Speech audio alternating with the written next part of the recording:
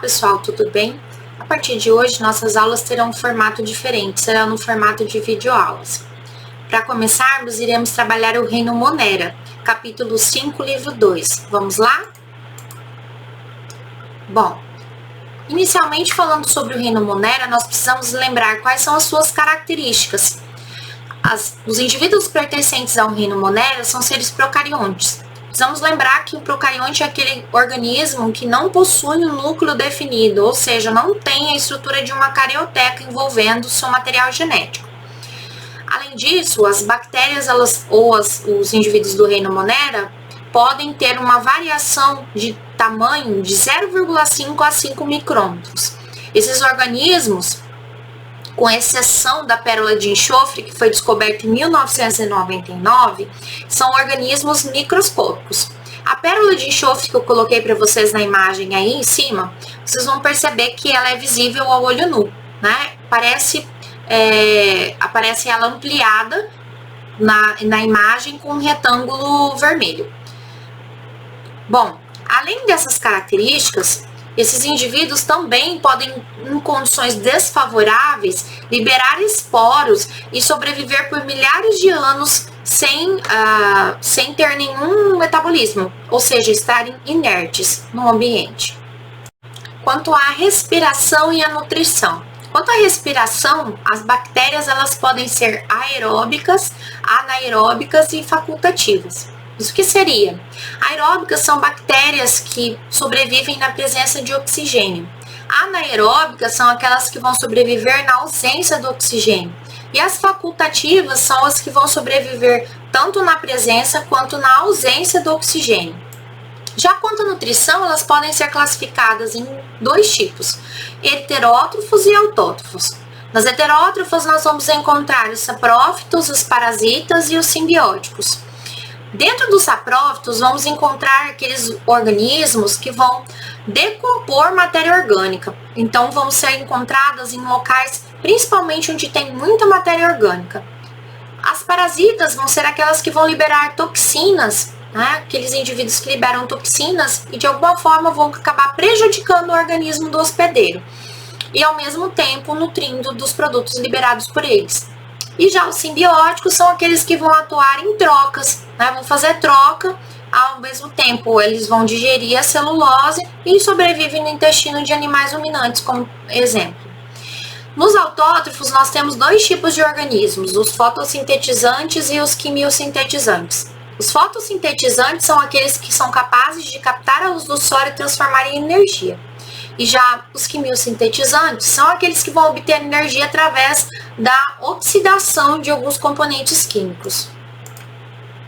Bom, com relação ao parentesco evolutivo, nós temos 3 domínios. Dentro desses 3 domínios, apenas um é de ser eucariótico, que é o eucário.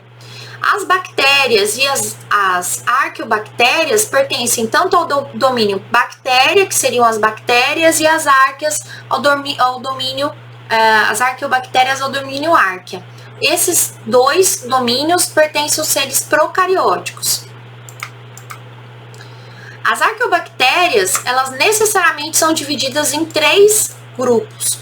As metagênicas, né, que são aquelas que vão produzir metano e vão atuar na decomposição de matéria orgânica. Principalmente vão ser encontradas em locais onde eu tenho muita matéria orgânica, né? Pântanos, rios extremamente que tem muita mata ciliar e etc. Mangues. E já as termófilas, né, que do grego significa termo, significa calor, são aquelas que resistem a altas temperaturas, mais ou menos 100 graus, por exemplo. Encontramos elas em locais onde eu tenho fontes de calor, água próxima à erupção vulcânica e etc. E as halobactérias são aquelas que conseguem sobreviver a altas concentrações de salinidade, né? Do grego, halo significa sal. Com relação ao formato das bactérias, as bactérias elas podem ser esféricas, ter o formato de coco, forma de bastão, que eu chamo de bacilo, forma de espiral, que eu vou chamar de espirilo ou espiroqueta, e a forma de vírgula, que tem o formato de um vibrião. Então, no caso da cólera, por exemplo, a gente chama de vibrião colérico, né? Então, ela tem o formato de vibrião. Cocos e bacilos podem se unir formando colônias. Quando eles se unem e formam colônias, nós temos lá cadeias, que são chamados de streptococcus, streptobacilos, né? Nós temos o formato de grupos, que são chamados de staphylococcus, staphylobacilos, né? Nesses grupos, a gente consegue observar a maioria das bactérias que são dos grupos e das cadeias. E as que estão formando pares, que são diplococos, né? Ou dipobacilos, ok? Com relação à estrutura dessas bactérias, essas bactérias elas podem ter lá algumas características parecidas com os organismos que são eucariontes, porém outras são diferentes, né? Nós temos lá, por exemplo, a principal estrutura que é diferente por ser procariótica é o núcleo, não existe núcleo, a ausência do núcleo. As bactérias possuem parede celular, que é uma estrutura que vai ser composta principalmente por proteína e carboidrato, né? A gente chama isso de glicoproteico, né? Ou glicídio proteico. Tem a função de proteger a proteção da célula, a estruturação dessa célula contra as agressões que vão acontecer no ambiente. Ela não tem celulose como nos vegetais, né? Nos vegetais, na parede celular, nós encontramos a celulose. A bactéria também possui uma cápsula. Essa cápsula ela vai ser um envoltório externo que vai fazer, principalmente nas bactérias patogênicas, né, vai proteger elas contra a fagocitose, que é um processo natural das células de englobamento. A espessura e a composição química dessas cápsulas vão variar de acordo com o tipo de bactéria. E a membrana plasmática, né, que é a mesma estrutura presente nas células eucariontes, que vai ter a função de proteger essa estrutura celular. Além dessas três estruturas, as bactérias também possuem um nucleoide. O nucleoide é mais ou menos como se fosse o nosso núcleo, né? É ele que vai guardar o material genético, que é o DNA, no formato circular, que vai estar presente dentro do cromossomo bacteriano. Eles, então, são responsáveis por fazer, vamos dizer assim, comandar essa estrutura bacteriana. Quais são os benefícios dessas bactérias? As bactérias elas podem atuar na produção de alimentos e bebidas, né, no caso de fazer a fermentação, por exemplo. Além disso, elas podem atuar na decomposição, que nós temos lá, no caso, a decomposição do lixo ou dos restos dos organismos, que também é problemático, né? Além disso, elas hoje já podem ser utilizadas na produção de combustível,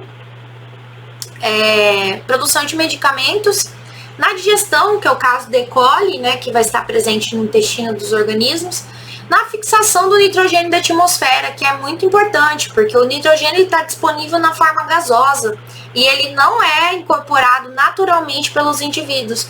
Os indivíduos, no caso, as plantas, elas incorporam esse nitrogênio através das bactérias fixadoras, né, que estão presentes no solo. Quanto à patogenidade, as bactérias elas podem ser patogênicas, ou seja, causar alguns efeitos, né, tanto para os organismos quanto no ambiente. O estrago dos alimentos. Quanto à patogenidade, as bactérias podem ser prejudiciais, né? De alguma forma elas podem causar estragos nos alimentos, corroer, né? Aqui eu coloquei alguns exemplos da Mycobacterium, né? O bacilo anthrax, né? Que atua no pulmão, a bactéria também é presente na gonorreia, né? E o Vibrio cholerae, que também vai estar presente na doença chamada de cólera. No próximo capítulo nós trabalharemos essas doenças. Quando elas são patogênicas, elas podem ser parasitas humanos. E nos humanos elas vão liberar toxinas. Essas toxinas elas vão ser prejudiciais para o nosso organismo.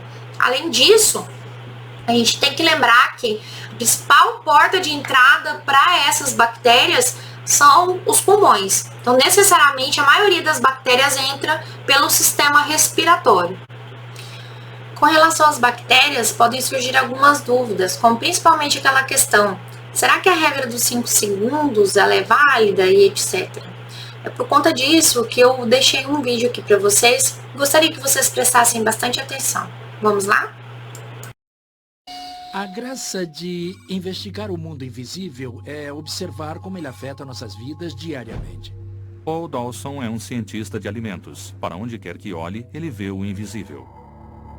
Nós, humanos, possuímos uma relação simbiótica com as bactérias. As bactérias são micróbios unicelulares essenciais à nossa sobrevivência. A maioria delas é do bem, mas por outro lado, as pessoas adoecem e infelizmente morrem devido ao contato com este mundo invisível.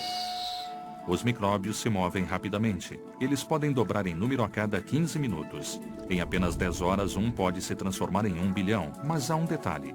Eles morrem quando sua população aumenta demais. Então, para sobreviver, eles devem sempre procurar novos lugares para morar. É aí que nós entramos. Nós somos o caminhão de mudança dos micróbios. Através do toque, de um espirro ou da tosse, na maioria das superfícies com as quais entramos em contato. Nós damos às bactérias a chance de viver quando as espalhamos. E um de seus meios de transporte preferidos é o dinheiro. A pessoa pega no dinheiro e ele passa de pessoa para a máquina registradora. O que não se pode ver é que praticamente toda nota está infestada com quase 100 tipos diferentes de bactéria. A maioria das notas está contaminada por Staphylococcus e Klebsiella pneumoniae, cepas bacteriológicas que causam infecção sanguínea ou pneumonia. Elas se agarram à trama da nota e sobrevivem em estado dormente até que o contato com nossa pele as revitaliza. Quando entram em nossos corpos, essas bactérias invisíveis podem nos usar para pegar carona para outro lugar ou ficarem onde estão e nos deixarem doentes.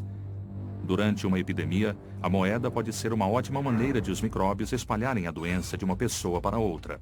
Quando a epidemia de SARS varreu a China em 2003, o Banco Central chinês baixou a norma de reter o dinheiro por 24 horas antes de fazê-lo circular. Era tempo suficiente para que o culpado, neste caso um vírus, morresse. Mas o contato casual com esses micróbios é apenas uma forma que eles têm de se infiltrarem em nossas vidas. Há uma rota muito mais direta para esses micro-organismos e ela começa dentro da nossa casa. A maioria das pessoas está em número menor em relação às bactérias que vivem em sua própria cozinha. O que não podemos ver é que a esponja da cozinha provavelmente contém 10 milhões ou mais de bactérias fecais. Algumas podem contaminar os alimentos e causar doenças graves. O refogo delas é o que causa o cheiro na esponja.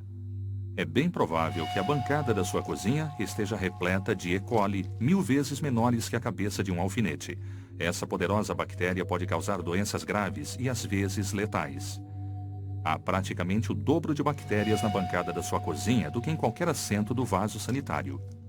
E no chão? Quase o triplo.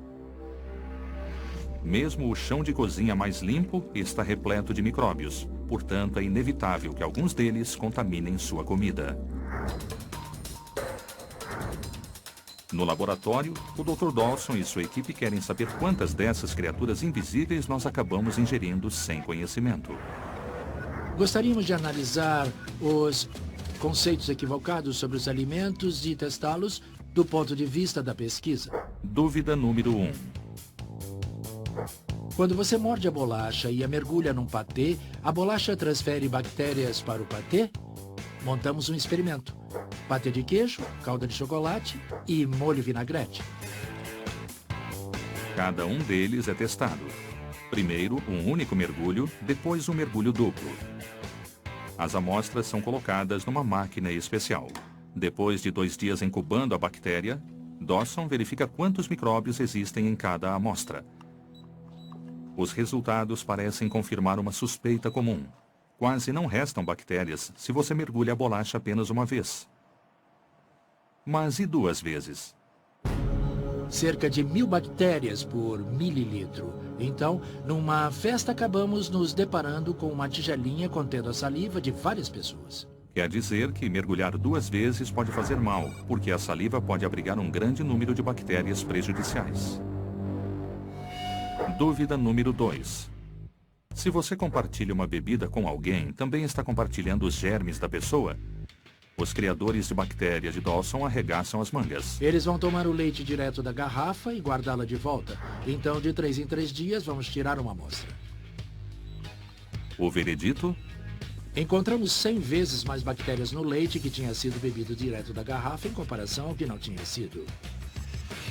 Se você for a única pessoa na casa, tudo bem, mas não é uma boa ideia.